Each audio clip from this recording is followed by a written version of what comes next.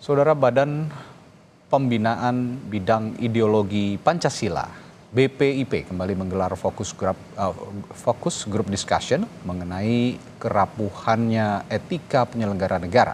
Diskusi yang membahas sejumlah isu kini masih menjadi pekerjaan rumah pemerintah demi mewujudkan ekonomi berdaulat bagi masyarakat Indonesia.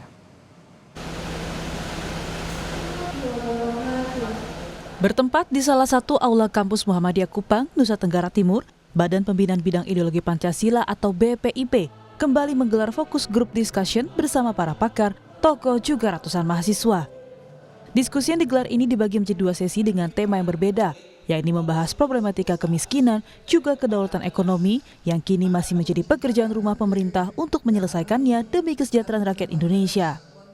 Menurut Amin Abdullah, anggota Dewan Penyelenggara BPIP, mengakui diskusi terkait kerapuhannya etika penyelenggara negara (ASN) berperan besar dalam mensejahterakan masyarakat. Untuk itu, hindari KKN dan prinsip-prinsip meritokrasi yang diutamakan. Macam tadi itu, dari narasumber tadi itu, ada yang bertanya, diskusi begini ini kan sudah banyak. Sejak tahun 90 kita sudah. Apa sih yang baru yang diselenggarakan oleh BPIP ini? Nah, saya mengamati mereka merindukan bahwa penyelenggara negara ASN, itulah yang kita sebut etika penyelenggara negara, itu juga berperan besar di dalam mensejahterakan rakyat.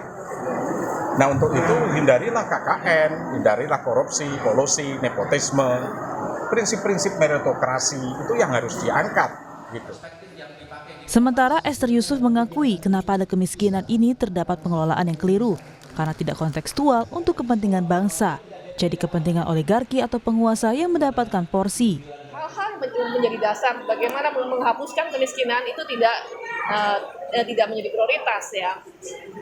Ya seperti saya sebutkan tadi, misalnya undang-undang yang ternyata yang menguasai hajat hidup orang banyak, kekayaan negara itu bukan untuk rakyat, tetapi masih proporsi besar untuk pihak yang lain. Pemerintah Indonesia harus mencerdaskan rakyatnya, literasi yang mencerdaskan rakyat supaya mereka bisa berdaya dan memberikan fasilitas seluas-luasnya yaitu masyarakat menjadi cerdas, memenuhi kebutuhan dasarnya. Kedua, memangkas semua undang-undang, semua kebijakan yang tidak berpihak pada kepentingan rakyat.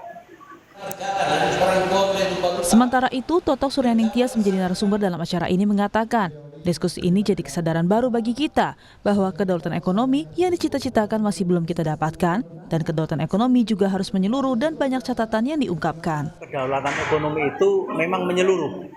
Masih banyak sekali catatan-catatan yang tadi diungkapkan dalam soal kemandirian pangan, perhatian kepada kedaulatan energi, kemudian juga bagaimana peran teknologi, kemudian juga sumber daya manusia masih banyak diabaikan.